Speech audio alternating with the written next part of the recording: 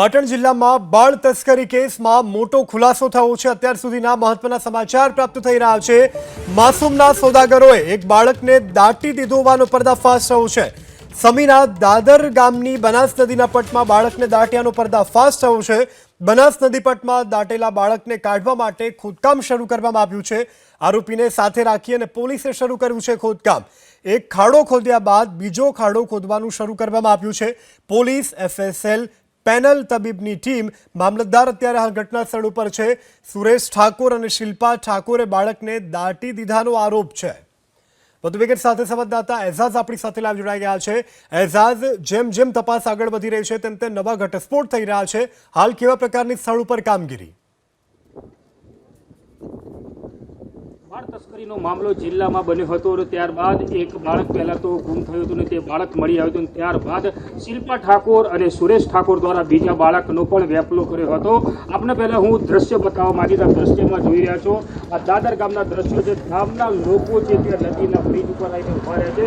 તે પણ આતુરતાથી જે રાહ જોઈ રહ્યા છે કે આ ગામના અંદર સુરેશ ઠાકોર અને શિલ્પા ઠાકોર ક્યારે આવ્યા હતા અને આ બાળકને અહીંયા દફનાવવામાં આવ્યો। કહી શકાય કે જે રીતના પોલીસ દ્વારા વહેલી સવારથી એસઓજીની ટીમ, એફએસએલ ટીમ, મામલતદારની ટીમ, વિડીયોગ્રાફરની ટીમ, આરોગ્ય ડોક્ટરોની પણ ટીમ તમામ અહીંયા ઉપસ્થિત હતી, પરંતુ આરોપીને સાથે લાવવામાં આવ્યો હતો। પણ હજી સુધી જે બાળક જે દાટવામાં આવ્યું છે તે બાળક મળવામાં આવ્યું નથી। જોઈ શકો છો કે એસઓજીની ટીમ દ્વારા અલગ જગ્યાએ તે તપાસ શરૂ કરી છે, પરંતુ જે પહેલો ખાડો ખોદવામાં આવ્યો હતો તેમાં બાળક હજી સુધી મળ્યું નથી। એટલે પોલીસે આરોપીને લઈને બીજી જગ્યા પર પણ તપાસ કરી। કહી શકાય કે આપણે બીજી બાજુના પણ દ્રશ્યો બતાવવાનો પ્રયાસ કરીશ કે હાલ તો મોટી સંખ્યાના અંદર જે ગામ લોકો છે તે અહીંયા આવ્યા છે અને જે જોઈ રહ્યા છે, પરંતુ કહી શકાય કે જે બાળ તસ્કરીનો જે મામલો છે તેના છેડા છે તે આડેસર બનાસકાંઠા સુધી આ છેડા પહોંચ્યા છે। જે રીતના જે શિલ્પા ઠાકોર અને સુરેશ ઠાકોર દ્વારા જે બાળક આડેસરથી લાવવામાં આવ્યું હતું તેની કન્ડિશન ખરાબ હતી।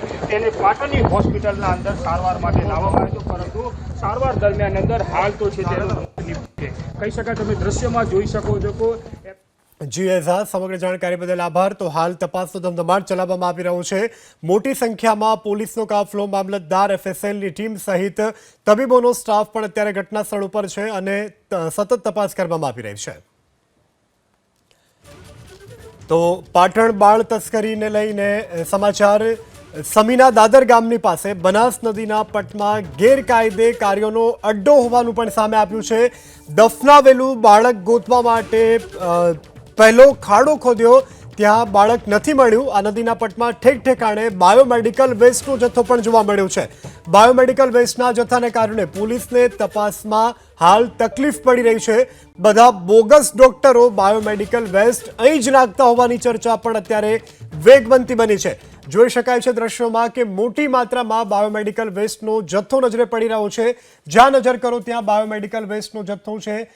સિરિંજથી લઈ અને જે દવાના પેકેટ છે, આ સાથે સિરપની બોટલો સહિત દવાનો પણ મોટી માત્રામાં જથ્થો છે।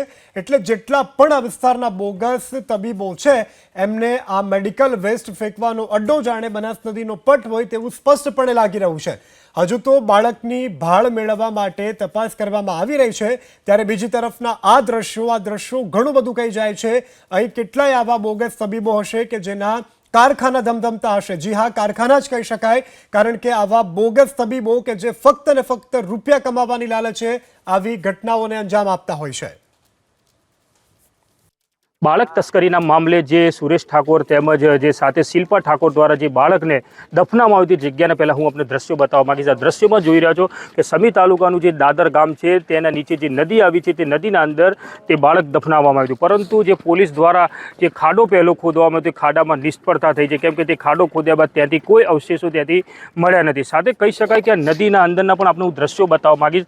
દ્રશ્યોમાં તમે જોઈ રહ્યા છો કે જે બોગસ ડોક્ટરો છે તે દ્વારા અહીંયા બાયો વેસ્ટ નાખવામાં આવ્યો છે, પણ થોડોક નહીં પણ મોટી સંખ્યાના પ્રમાણમાં બાયો વેસ્ટ આ નદીના અંદર અનેક ઠેકાણે દેખાઈ રહ્યો છે। એટલે કહી શકાય કે બાયો વેસ્ટના કારણે પોલીસને પણ તપાસમાં ક્યાંક અડચણ પડી રહી છે। સાથે પોલીસ છે આરોપીને સાથે રાખીને ફરીથી પૂછપાછ નદીના અંદર શરૂ કરી છે કે ભાઈ કઈ જગ્યા પર આ બાળક દફનાવવામાં આવ્યું છે। એટલે જે દફન કરેલું બાળક છે તે પોલીસ દ્વારા ખાડા તો ખોદ્યા, પરંતુ તે ખાડાના અંદરથી તે બાળક મળ્યું નથી। સાથે કહી શકાય કે જે બાયો વેસ્ટ મેડિકલ છે, એટલે કહી શકાય કે સમી તાલુકાના આજુબાજુના વિસ્તારના અંદર જે પણ બોગસ ડોક્ટરો છે ત્યાં નબદીનો ઉપયોગ કરતા હોય તેવું દેખાઈ રહ્યું છે, કેમ કે જે બોગસ ડૉક્ટરો દ્વારા જે બાયો વેસ્ટ હોય છે તે અહીંયા તમામ નાખવામાં આવે છે. એટલે કહી શકાય કે જે બોટલો જે ચડાવવામાં આવતી હોય છે, જે ઇન્જેક્શનો હોય છે, તમામે તમામ બાયો વેસ્ટ આ નદીના અંદર મોટી પ્રમાણના અંદર દેખાઈ રહ્યો. એટલે કહી શકાય કે આરોગ્ય વિભાગ સામે પણ અનેક સવાલો ઊભા થઈ રહ્યા છે, કેમ કે આ નદીના અંદર આટલા મોટા પ્રમાણના બોગસ, આટલા મોટા પ્રમાણના અંદર જે આ દવાઓ મળી આવી છે તેને લઈને પણ શંકા ઊભી થઈ રહી છે. એટલે કહી શકાય સમી, રાધનપુર, શંખેશ્વરના વિસ્તારના અંદર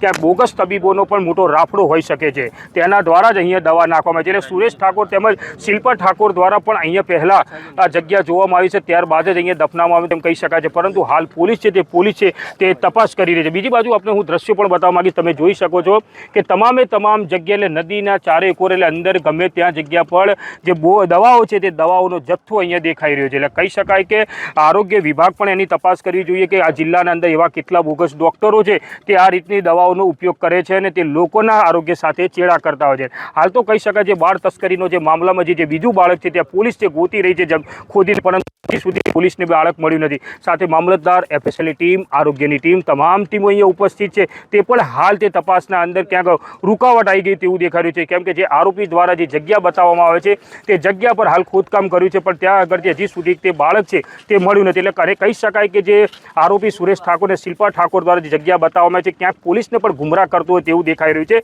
અને હાલ પોલીસ છે તે બીજી જગ્યા ખાડા ખોદીને તે તપાસ કરશે કે બાળક કઈ જગ્યા દફનામાં આવ્યું છે તે જોવાનું રહેશે. એજાજ મંસૂરી, ABP અસ્મિતા, પાટણ.